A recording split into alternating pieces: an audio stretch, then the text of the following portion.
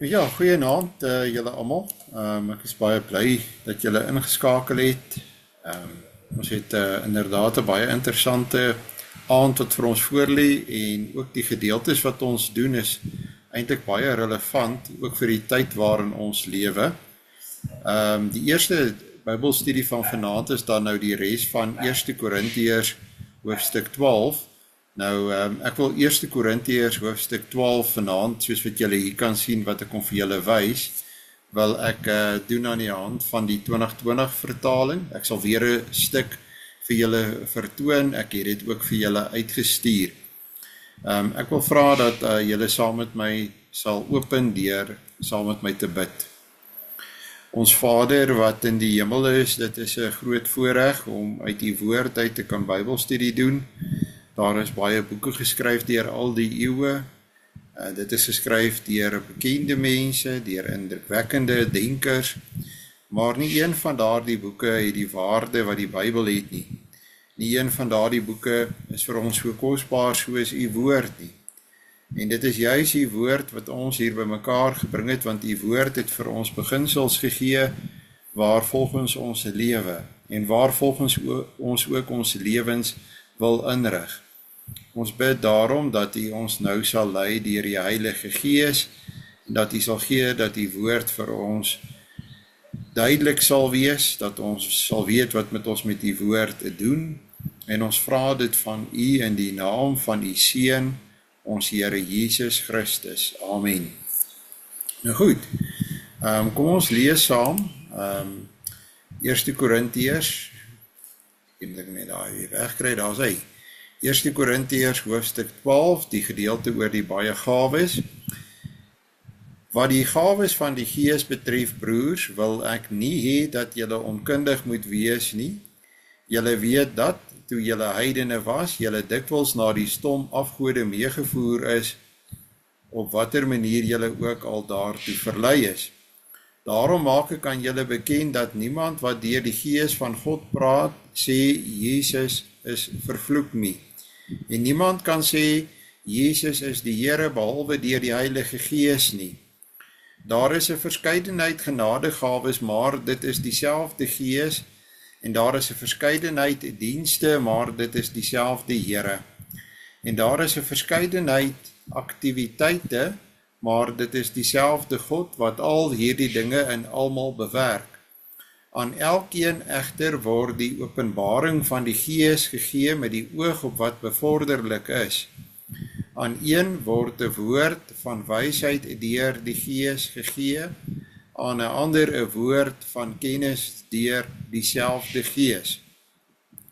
Aan een geloof deur dieselfde Gees, aan 'n ander gawes van genesing deur die een Gees. Aan een dinamiese kragte, aan 'n ander weer die gawe van profesie, aan een die onderskeiding van geeste, aan 'n ander verskillende soorte tale, en aan nog 'n ander die uitleg van tale. Een en dieselfde Gees bewerkstellig al hierdie dinge, wat hy aan elkeen afsonderlik uitdeel volgens sy wil.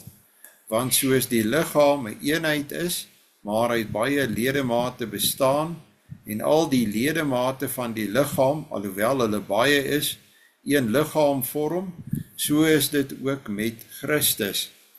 En ons is tog almal deur die een Gees in een liggaam ingedoop, Jode of Grieke, slawe of vrymense, en ons is almal met een Gees deurdrenk.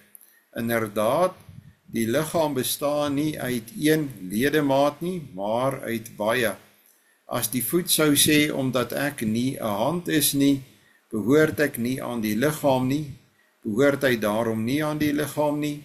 En as die oor sou sê, omdat ek nie 'n oog is nie, behoort ek nie aan die liggaam nie, behoort hy daarom nie aan die liggaam nie. As die ganse liggaam oog was, waar sou die gehoor wees? As alles gehoor was, waar sou die reuk wees? Maar nou het God die ledemate, elke enkele een van hulle in die liggaam geplaas volgens sy besluit. As alles een ledemaat was, waar sou die liggaam wees. Maar nou is daar wel baie ledemate, maar net een liggaam. Die oog kan tog nie vir die hand sê, ek het jou nie nodig nie, of die kop weer vir die voete, ek het julle nie nodig nie. Inteendeel, die oënskynlik swakker liggaamsdele is baie meer noodsaaklik, en daardie dele van die liggaam wat ons as minder eerbaar beskou, klee ons met meer as die gewone eer, en die minder elegante dele met meer elegansie, terwyl ons meer elegante dele dit nie nodig het nie. Maar God het die liggaam so saamgestel, dat hy meer respek toegewys het aan die deel wat dit die meeste nodig het, sodat daar nie verdeeldheid in die liggaam sal wees nie, maar die ledemate in gelyke mate vir mekaar sal sorg. As een ledemaat ly, ly al die ledemate saam. As een ledemaat vereer word, is al die ledemate saam bly. Julle is die liggaam van Christus en elkeen individueel 'n ledemaat. In die gemeente het God aangewys eerstens apostels, tweedens profete, derdens leraars.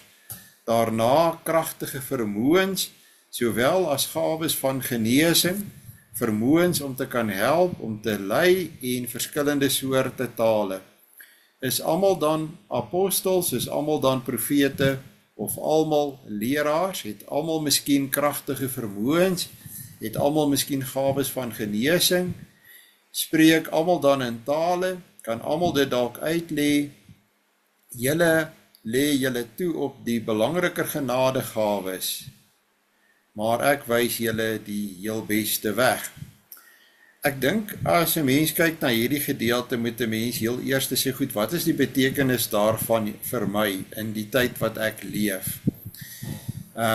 Die kerk van die Here glo ek is absoluut die oplossing vir die vraagstukke van hierdie wêreld. Omdat as die kerk 'n ware kerk is die woord van die Here die middelpunt van daardie gemeente. Mense vra verskillende vrae, en jy moet antwoorde kry op jou vrae. Byvoorbeeld, wat is my waarde? Wat is my betekenis? Beteken ek vir hierdie wêreld iets? Beteken ek binne my gesin iets vir die mense rondom my? Hoe moet ek myself sien? Hoe moet ek myself verstaan? Wie is ek? Waarheen is ek op pad? En die Here kom en hy bring ons in 'n gemeente, en hierdie gemeente gaan saam na die woord toe, en ons gaan kyk en ons kry antwoorde op hierdie vrae, en elkeen van ons binne die konteks van ons lewe, rig ons dan ons lewe in aan die hand van die antwoorde wat ons gekry het. Jy moet jouself dus deel maak van 'n gemeente. As jy buitekant die gemeente staan, het jy nie toegang tot dit wat die gemeente vir jou ook bied nie. Die gemeente se groot waarde lê ook daarin dat dit 'n plek is, dat dit moet ek eerder sê 'n gemeenskap van gelowiges is, wat definitief op 'n bepaalde plek en 'n bepaalde tyd by mekaar kom, en wat mekaar dan daar ook begelei en aanmoedig in die diens van die Here. En dis 'n baie belangrike punt, want 'n mens weet dat daar is 'n God wat gedien moet word, en dit wil 'n mens doen saam met ander mense. So daar is soveel verskillende redes hoekom dit vir 'n mens voordelig is om deel te wees van 'n gemeente. In hierdie gedeelte word vir my veral beklemtoon die eenheid van die kerk van die Here, die eenheid van die gemeente, maar ook die verskeidenheid. Mense in 'n gemeente het nie dieselfde verlede nie, hulle het nie dieselfde agtergrond gehad nie, hulle het nie dieselfde gawes nie, hulle lyk nie dieselfde nie, hulle dink nie dieselfde nie. Ons is verskillend, maar daardie verskille moet ons nie verhef tot 'n probleem nie. Daardie verskille wil God juis in sy diens gebruik. Ons skepper, ons ontwerper, het ons geskep, hy het ons ontwerp, elkeen uniek. En daardie uniekheid moet ons nie in mekaar raak sien om dit te beoordeel en dit af te keer nie. daardie uniekheid wat ons raak sien in mekaar, in terme van wie ons is, die gawes wat ons het, die gawes wat God vir ons gegee het, is 'n uniekheid wat ons in mekaar moet vier, waaroor ons dankbaar moet wees. En ek dink, dit kan 'n probleem wees, en dit was dalk in die verlede 'n probleem in gemeentes, dat mense die idee gehad het, dat ons moet maar almal dieselfde wees, ons moet dieselfde dink, ons moet altyd met mekaar saamstem oor alles. Mense kan nie met mekaar oor alles altyd saamstem nie. Ja, as dit kom by die woord van die Here, dan het ons belydenisskrifte wat vir ons verklaring gee van die woord van die Here. Daar kan ons mekaar vind, daar kan ons met mekaar saamstem. Maar oor kleiner sake, is dit nie altyd moontlik om met mekaar saam te stem nie, en dan moet ons dit nie verhef tot 'n punt wat verdeling bring nie, of wat ons van mekaar vervreem nie. Inteendeel, ek wil jou aanmoedig, vat die hande van die mense wat saam met jou in die kerk is, jou geloofsgenote, vat hande en werk saam in diens van die Here. Nou, verlede week het ons al begin kyk hoe dat die Here ons toerus om diensbaar te kan wees in sy kerk. En hy gee vir verskillende mense verskillende gawes. Dit het alles te doen met wie jy is, daarin wat jy uniek is. Baie keer is dit juist die dinge wat jy nooit van jouself verstaan het nie. Dit wat vir jou amper 'n probleem is, hoekom is jy so gemaak? Dit het ontwikkel in jou, baie keer het dit skeef ontwikkel dalk, en dan moet dit aangepas word, en dit moet verander word. Ander kere het dit in jou al positief ontwikkel, en dis diensbaar in terme van die Here. Maar hy noem hier baie spesifieke gawes, en ek wil vanaand die ene noem wat in ons tyd baie uitgelig word. Ek sal net nou ook weer in die stuk wat ek geskryf het, sal ek weer daaraan aandag gee. En dis die gawe van die spreek in tale. Nou baie mense, en ons het verlede week het al gesien, die bedoeling van die gawes is nie om mense te laat voel, hulle is nie goeie Christen nie. En die gawes bewys beslis nie dat jy is 'n uitsonderlike Christen nie. Die gawes word deur die Heilige Gees gegee soos hy wil, aan wie hy wil, en dit is nie 'n teken dat jy is 'n beter Christen as iemand anders nie. En in baie bewegings, en met bewegings bedoel ek kerklike bewegings, kom ons sê nou maar, in sekere groepe, word die indruk geskep, dat jy moet in tale kan praat, dan is jy nou 'n supergelowige. Broer en suster, dit is juist nie wat die apostel Paulus sê nie. Die spreek in tale is 'n gawe wat God verheerlik. Dit is 'n gesprek hier tussen die persoon wat die gawe ontvang, en dit is kommunikasie met God, en dit het beperkte waarde. Dit het nie vreeslike groot waarde in die gemeente nie, en ook nie in die byeenkoms van die gemeente nie. En ek dink nie ons moet dit as meer as dit maak, of as meer as dit verhef nie. Daar is ander gawes wat belangrik is, wat diensbaar is, en wat bruikbaar is in die kerk van die Here, en eenvoudige dinge wat mense nie altyd beskou as gawes nie, moet ons sien as gawes. Byvoorbeeld, dat jy kan 'n moeilike situasie nogal hanteer. Jy kan koelkop bly, jy kan kalm bly, jy kan as het ware so 'n bietjie uit die situasie uittreë, en jy kan leiding gee. Dit beskou ek ook as iets wat die Heilige Gees vir iemand gegee het om te kan gebruik. So 'n persoon byvoorbeeld kan in 'n traumatiese situasie, sal ek so iemand saam met my vat en sê, kom saam met my, laat ons na hierdie mense toe gaan, daar het nou net iets verskriklik met hulle gebeur, kom jy saam met my, want ek weet wie jy is, jy kan so iets doen, jy kan my hier help. Dit help nie, jy vat iemand saam wat oor emosioneel gaan raak, en die situasie eintlik gaan vererger nie. Jy kan dalk met jou hande wonderlike werk doen.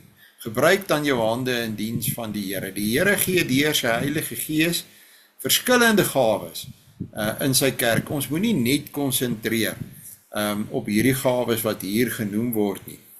Die belangrike punt is dat jy moet bruikbaar wees en jy moet jouself diensbaar maak in die kerk van die Here. As jy kyk na hierdie hoofstuk, is die kerk van die Here nie 'n plek waar 'n mens agteroor sit nie. Dis nie 'n plek waar 'n mens diens ontvang nie. Dis 'n plek waar jy diens lewer. Dis 'n plek waar jy jou hand opsteek en sê, ek is beskikbaar, ek wil graag hiermee help, of hoe kan ek help? Dit is wat ek kan doen. Ek wil tog 'n verskil maak in die wêreld. Ek lees baie verskillende skrywers, en dit is vir my interessant dat die man Nietzsche, Friedrich Nietzsche, wat bekend is vir sy uitsprake dat God dood is, het byvoorbeeld, wanneer hy praat oor die Here Jesus, dan sal hy sê dat die Here Jesus se leer leef voort. Die Here Jesus het 'n geweldige groot verskil gemaak in die wêreld waar hy ingekom het. So nie alles wat hy gesê het, is noodwendig altyd negatief oor God nie. Ek dink ons ken een bekende uitspraak van hom. Ek dink Nietzsche het iets raak gesien wat ek ook in hierdie hoofstuk sien, en dit is dat 'n mens is geroep, en die Here Jesus het dit vir ons gewys, 'n mens is geroep om 'n verskil te maak. As jy 'n ma is, dan moet jy 'n verskil maak in die lewe van jou man en in die lewe van jou kinders. As jy 'n pa is, moet jy 'n verskil maak in die lewe van jou vrou en in die lewe van jou kinders. Jy moet hulle lewe positief aanraak. Maar jy werk ook dalk, en daar waar jy beweeg by die werk, as 'n Christen, hoe maak jy 'n verskil? Hoe leef jy jou beginsels uit? Hoe jy oor die wêreld dink? Miskien is dit deel van die probleem, dat baie mense nie meer vandag mooi dink en beplan hoe hulle die wêreld sien nie. Terwyl dit vroeër jare wel die geval was. Ek dink tegnologie steel baie van ons tyd in die verband. Goed, so die liggaam is die beeld wat die apostel Paulus in hierdie hoofstuk gebruik, is 'n baie goeie beeld, is 'n baie effektiewe beeld, want ons almal het 'n liggaam. Hy gebruik hierdie beeld om vir ons te verduidelik dat die liggaam bestaan uit verskillende dele uit, maar hierdie verskillende dele is elkeen nodig sodat die liggaam sy funksie as liggaam kan uitvoer. En hy sê, so is die gemeente ook. Maar dit is die Heilige Gees wat mense in hierdie liggaam by mekaar bring. En hoe doen die Heilige Gees dit? Ag, ek weet nou nie. Kyk, julle almal se pad het verskillend geloop na die kerk toe. Party van julle het in die kerk van die Here groot geword. Dis nog maar wat jy geken het vandat jy 'n kind was, nee. Jou pa en jou ma het jou altyd saamgevat kerk toe. Ander van julle se lewe het 'n baie moeiliker pad geloop na die kerk toe, amper 'n traumatiese pad. Maar die Here het jou getrek, het jou nader gebring, en nou is jy ook deel van die gemeente, jy is ook nou hier, en jy begin ontdekkings maak oor wat die waarde en die betekenis van kerk wees vir jou is. Ons almal se pad het nie dieselfde geloop nie, maar die punt is, wie ons getrek het en wie ons hiernatoe gebring het, dis nie die dominee nie, dis nie 'n medegelowige wat gekom het en aan my die evangelie verkondig het nie. Hulle was net die instrumente wat God, die Heilige Gees, gebruik het. Aan hom kom die eer toe, want hy bring ons in, deurdat hy geloof in ons harte werk, deur die hoor van die woord van God. En die Here gebruik byvoorbeeld nou maar die dominee of die ouderling of 'n medegelowige, net as 'n instrument, sodat jy die woord hoor. Jy ontvang liefde van hulle kant af, en aanvaarding, nie verwerping nie. Kyk, die wêreld is vol verwerping, nee. Die wêreld is vol seer, almal verwerp, almal stoot weg, almal wil druk weg, want hulle wil spasie hê vir hulle self, hulle wil tyd hê vir hulle self, maar die kerk is anders. In die kerk is daar spasie. Ons sê vir die wat buitekant is, kom in. Die kerk, sê ek altyd, is 'n veilige hawe waar elkeen kan kom vas anker. jy kan daar kom vas meer. En dis wat ons skep daar die spasie, ons skep daar die atmosfeer. Maar hoe doen ons dit? Wel, dit is net omdat die Heilige Gees aan ons werk, want dit is nie die normale nie. Want soos die liggaam 'n eenheid is, maar uit baie ledemate bestaan, en al die ledemate van die liggaam, alhoewel hulle baie is, een liggaam vorm, so is dit ook met Christus. Bedoelende dat die gemeente is die liggaam van Christus. Kyk 'n bietjie gou na jou hand. Julle almal wat hier is, weet ek het 'n hand. So as jy kyk na jou hand. As jy kyk na jou hand, het jy verskillende vingers. Al daardie vingers het verskillende funksies. Hulle is nie almal ewe sterk nie. Jou duim is byvoorbeeld, kan jy sien, het 'n geweldige sterk spier. Met jou duim kan jy baie stewig vashou. En dan het jy byvoorbeeld 'n pinkie. En 'n pinkie sê jy dink, wel, wat is die funksie van 'n pinkie? 'n Pinkie is nou nie regtig baie indrukwekkend nie, is hy nie. Maar as jy nie 'n pinkie het nie, al het jy hoe 'n sterk duim, dan sukkel jy tog om goed effektief vas te hou en stewig vas te hou. So, ons hemelse Vader wat ons ontwerper is, het presies geweet dat selfs die ou klein pinkie vervul 'n belangrike rol, en hy het dit, wil ek sê, baie mooi uitgewerk. Dat ons 5 vingers het, en nie byvoorbeeld 8 nie. 5 vingers is genoeg, dis effektief genoeg. So, maar jy het elke deeltjie van die liggaam nodig. En in die kerk van die Here, sal jy so kyk na die gemeente, en dan sal jy vir jouself sê, maar hoe belangrik is daar die ene nou? Daai een lyk nie asof hy of sy vreeslik baie doen in die gemeente, of baie vir die gemeente beteken nie, maar ons ken nie altyd almal se storie nie.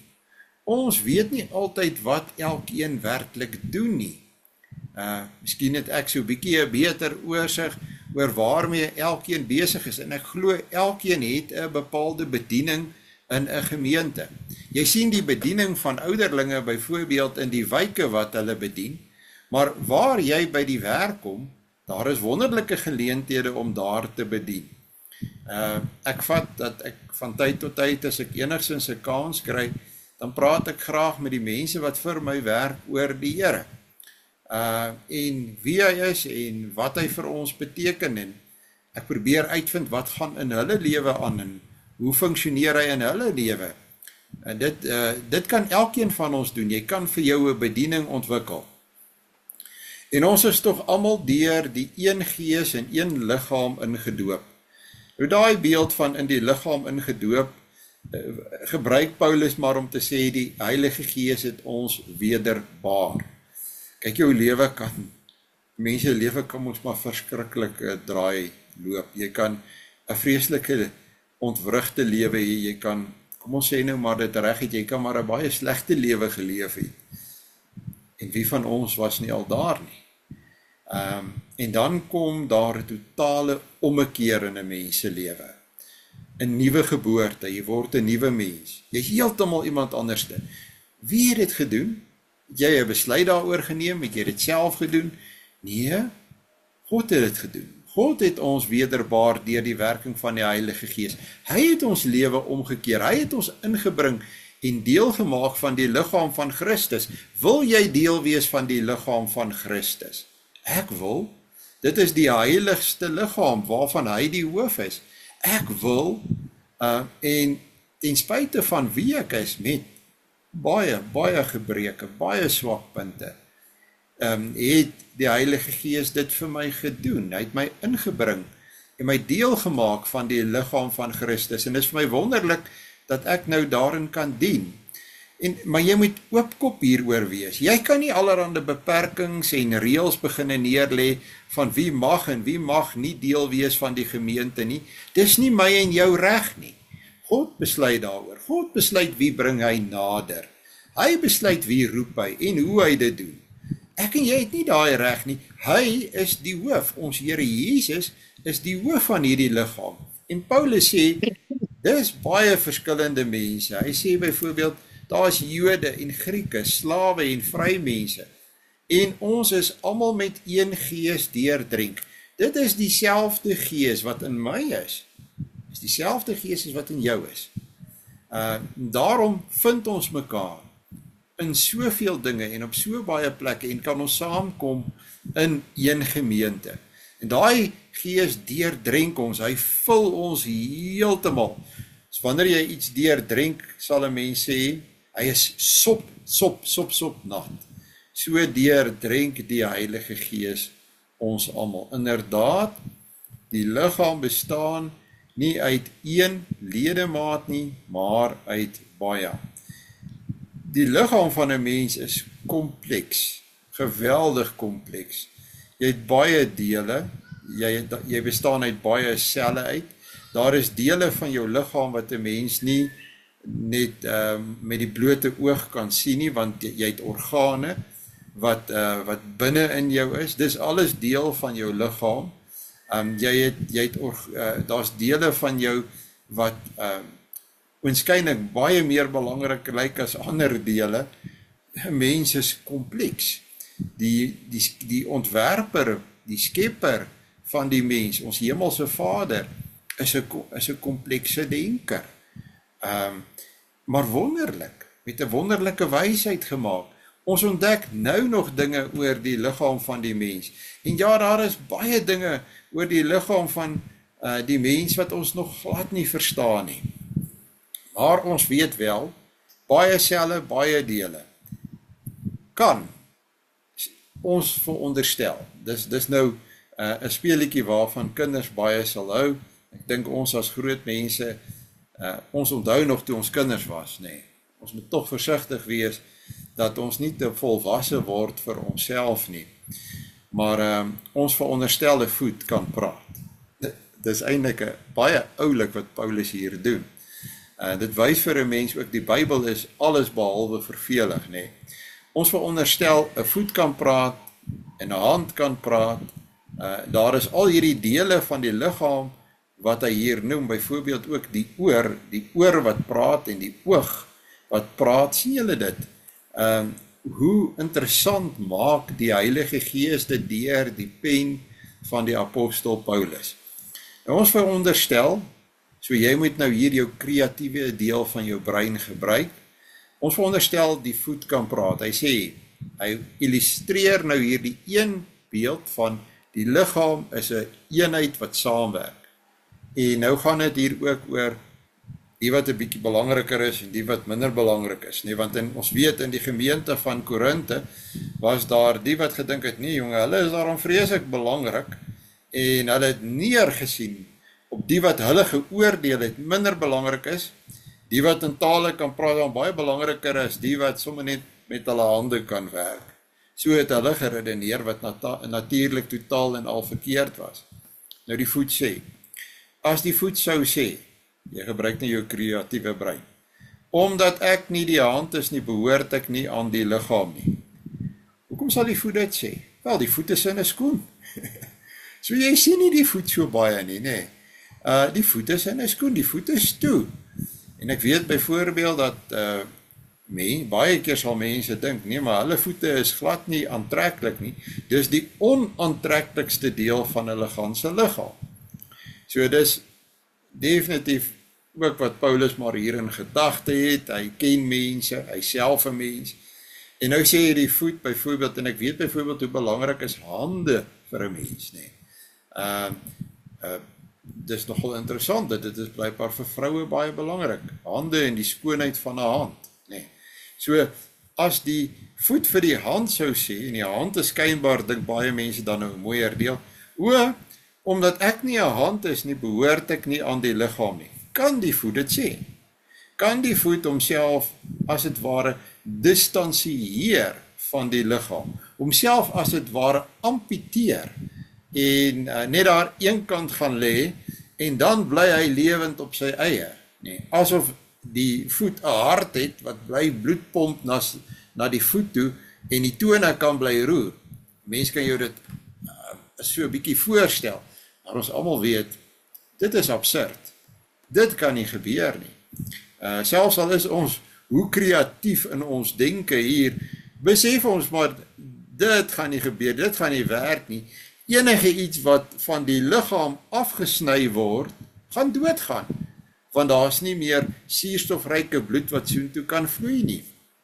So, hier is 'n probleem. Die voet moet dit liewers nie doen nie, wil 'n mens amper sê. En as ek hierdie ding vir die kinders sou verduidelik het, is ek seker, dan was daar al klaar 1 of 2 klein stemmetjies wat gesê het, nee, moenie jouself afsny nie. Nou doen hy dieselfde, hy maak die punt deur dit te herhaal, maar hy gebruik ander dele van die liggaam, wat mense dalk 'n bietjie dink belangriker nog is as die voet, nee. En as die oor sou sê, oor die algemeen dink mense 'n oor is belangriker as 'n oog, nee. Want jou oor, wat ons ken as 'n oor, is maar net basies 'n skulp, nee. Nou, natuurlik, binnekant is dit 'n baie komplekse en fyn uitgedinkte meganisme waarmee ons hoor, en daar is nog senuwee ook betrokke. Nou as die oor sou sê, omdat ek nie 'n oog is nie, behoort ek nie aan die liggaam nie. Behoort hy daarom nie aan die liggaam nie. Die oog is kompleks. Die oog kan ons mee die wonderlikste dinge sien, nee. En ons weet, 'n oog is belangrik, as jou oë beginne ingee, dan begin jy sukkel. Maar is elke keer kom jy agter die swakkere wat hom wil distansieer, die voet, hand, die oog, die oor, oog. Nee. Dis elke keer die ene wat agterkom, maar hier word op my neergesien, ek is ongelukkig hieroor. Dit voel vir my, hier is mense wat dink hulle is beter as ek loop sommer. En daar is ook 'n wysheid daar, want dit is eintlik wat gebeur. In 'n gemeente oor die jare wat ek ervaar het, is dit juis hierdie mense wat dink, hulle is nie so vernaam nie, hulle is nie so indrukwekkend nie, hulle is nie so belangrik nie. Dit is gewoonlik juis hulle wat eventueel by die punt kom, dat hulle sê, ek is nou moeg daarvoor om so behandel te word. Ek gaan liewer loop. Ek gaan sit eerder by die huis, as wat ek dit deurgaan. Weereens hoor 'n mens hoe daar gesê word, maar oor, moenie dit doen nie. Moenie weggaan nie, jy het die oog nodig, en die oog het jou nodig. En hoe sal die hande op enige plek kom, as daar nie meer 2 voete is nie? Nou kom Paulus en op 'n baie eenvoudige manier maak hy die punt. Hy sê, as die ganse liggaam oog was, waar sou die gehoor wees? So jy een groot oog het met 2 voete, hoe gaan hy hoor? Hy gaan nie kan hoor nie. So wat gaan hy wees? 'n Oog op 2 voete. Dit is tog onsinnig, nee. So 'n ding het nie 'n funksie nie. So hy loop net rond en hy kyk en hy kyk en hy kyk. Nou wat wil hy sien? Hy kan op die ou einde van die dag niks doen met al die gekyk nie. Nee, die liggaam is soos wat hy gemaak is, sodat hy sy doel kan bereik, die doel waarvoor God hom geskep het. As alles oor was, weer eens, 'n groot oor op 2 voete. Of as alles net reuk was, 'n neus op 2 voete. Daar is 'n mate van humor ook hierin, en Paulus gebruik ook in ander dele van die Bybel, gebruik hy nogal ook humor, byvoorbeeld, in Galasiërs gebruik hy sarkastiese humor, as hy byvoorbeeld sê oor die besnydenis, dat hulle hand moet gly en alles maar moet afsny. So wat hy eintlik wil net sê is, dis absurd. Jy kan nie so redeneer nie, jy moenie so redeneer nie, jy is verkeerd. Elke deel van die liggaam het 'n spesifieke funksie, en ons het mekaar nodig om die liggaam van Christus te wees. Maar nou, daai uitdrukking, maar nou, sê ek maak nou die punt. Ek het dit nou verduidelik, ek het dit nou geïllustreer. Maar nou, God, het God die ledemate, dis hy wat dit doen, hy is die onderwerp, elke enkele een van hulle, dis nogal 'n tautologie, nee, op eenstapeling van dieselfde gedagte, om te sê, hy wil duidelik maak, ons weet, elke een is daar, almal, nie een is onbelangrik nie, elke enkele een van hulle in die liggaam geplaas volgens sy besluit, dis God se goeie reg, dis God se besluit. Ek kan nie vir die Here sê, Here, Ek verstaan nie waarom het u hierdie ene nou deel gemaak van hierdie gemeente nie. Ek kan nie vir hom nog erger, ek kan nie vir hom sê, Here, ek is daarom nou nie tevrede met hierdie ene wat u na hierdie gemeente toegebring het nie. Dis sy besluit. Ek het 'n verantwoordelikheid, ek het 'n taak, ek het 'n roeping en ek moet dit uitleef.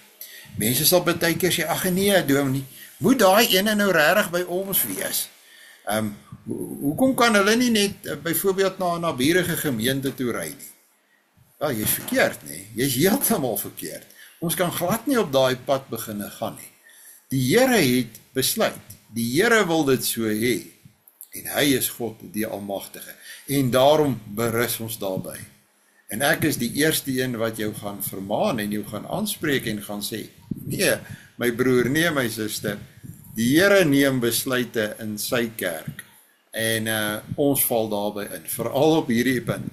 Hy bring wie hy wil hierheen en ek en jy maak vrede daarmee. As alles een ledemaat was, waar sou die liggaam wees? Jy kan nie so 'n ledemaat kry wat op 2 voete rondloop nie. Ons het dit gehad met die oog en die oor en die neus. Dis absurd. Dis nie 'n liggaam nie. Dis 'n karikatuur. 'n Spotpret wil ek amper sê. Maar nou is daar wel baie ledemate, maar net een liggaam. Daar's 'n verskeidenheid. Daar's baie ledemate. Maar onthou altyd, julle moet mekaar vashou. Julle is een liggaam. Julle kan mekaar nie los nie, want julle het mekaar nodig. Jy het nie alles nie, ek het nie alles nie. Al mag jy dink, iemand is besonder begaafd, wat baie dinge kan doen, baie dinge verstaan, baie kennis het en wysheid het, en so indrukwekkend lyk, daardie persoon het nie alles nie. Hy het jou nodig, wat miskien die voete is. Die oog kan tog nie vir die hand sê, ek het jou nie nodig nie. Want hoe gaan die oog uiteindelik kos kry wat by die mond ingaan, sodat die oog kan bly funksioneer?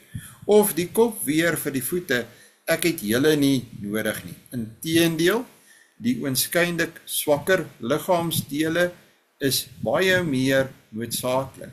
Dit wat jy dink so onbelangrik is die verrassing altyd nogal baie belangrik. Dit is soos 'n toon. Iemand wat 'n toon verloor, sukkel verskriklik met balans. En jy sal nou dink, hoe belangrik kan 'n toon nou wees? Wel, 'n toon is verbasend belangrik. En daardie dele van die liggaam, wat ons as minder eerbaar beskou, klee ons met meer as die gewone eer.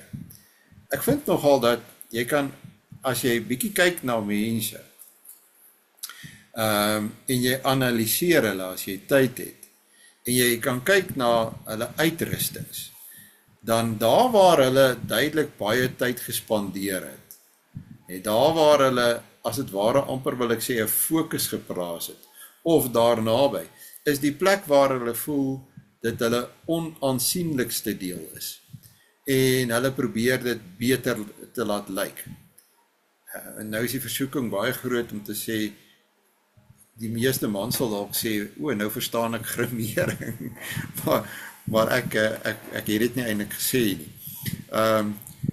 So ons probeer eintlik, want ons het mos maar almal 'n idee, my neus is te groot, my mond is te skeef, my ore is te lelik, wat in elk geval verkeerd is, wat jy nie moet doen nie. Maar ons doen moeite.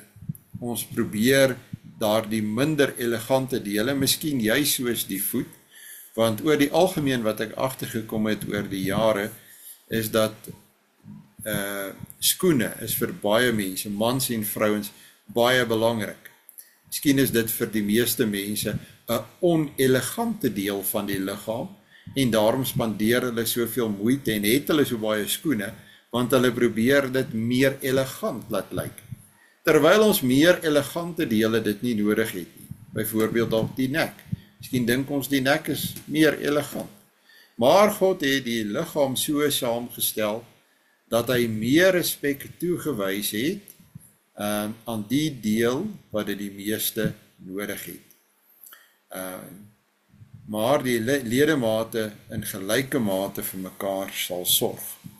So God maak dat ons vir mekaar sorg.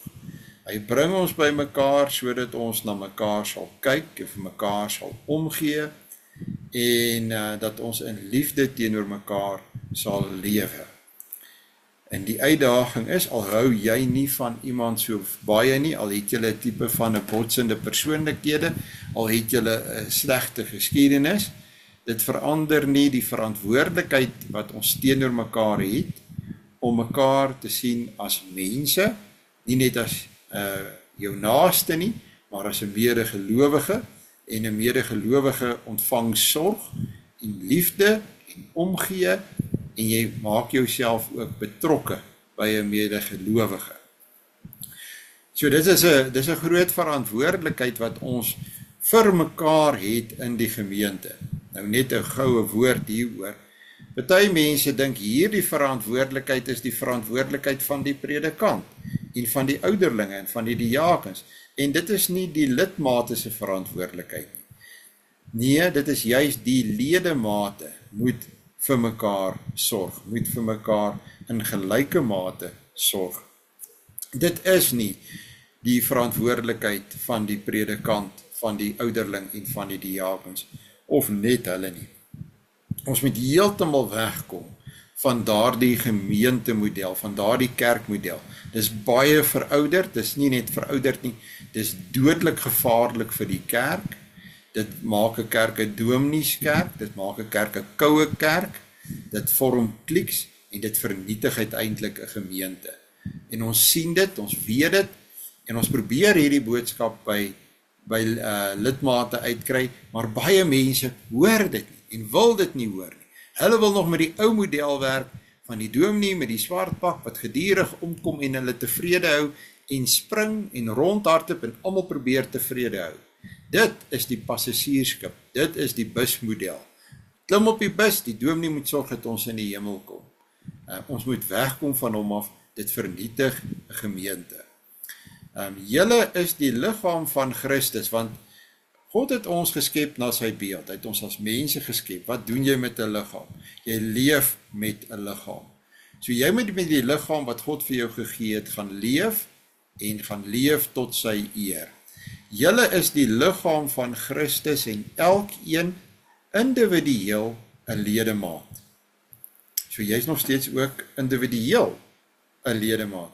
In die gemeente het God aangewys, en nou noem hy hier 'n lysie van leiers in die gemeente, wat God aangewys het. Ons het nou byvoorbeeld iemand wat ter approbasie voorgehou word. Dit is God wat aanwys. As ons 'n verkiesing hou, is dit God wat aanwys. God wat mense roep om 'n bepaalde taak te volvoer.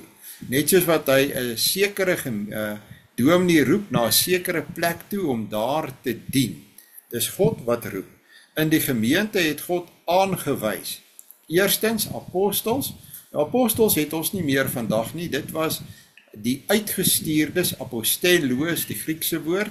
Hulle was op 'n stadium in die kerk van die Here belangrik, en die leiers, hulle het die oorgang gevorm van ons Here Jesus na die leraars, soos byvoorbeeld Timoteus, waarvan ons ook lees, Timoteus en Titus in die Nuwe Testament. So ons het die apostels, tweedens die profete. Profete is die wat onder leiding van die Heilige Gees ook die woord van die Here gebring het. Derdens leraars, daarna kragtige vermoëns, kragtige kragte. En ja, God doen nog steeds wonderwerke. Ek kan van vele wonderwerke in ons eie tyd getuig. Maar God doen dit wanneer hy wil, en hy gebruik verskillende mense. En ek dink nie een mens beskik oor daardie kragtige vermoë en kan sê, wel ek besit hierdie kragtige vermoë wat ek kan gebruik wanneer ek wil en soos ek wil nie.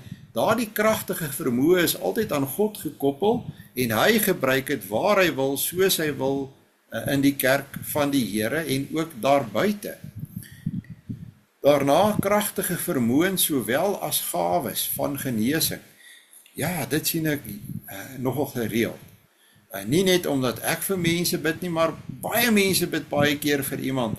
En vandag het ek byvoorbeeld gehoor van, dis werklik 'n wonderwerk dat daardie vrou is besig om gesond te word, as jy vat hoe siek sy was.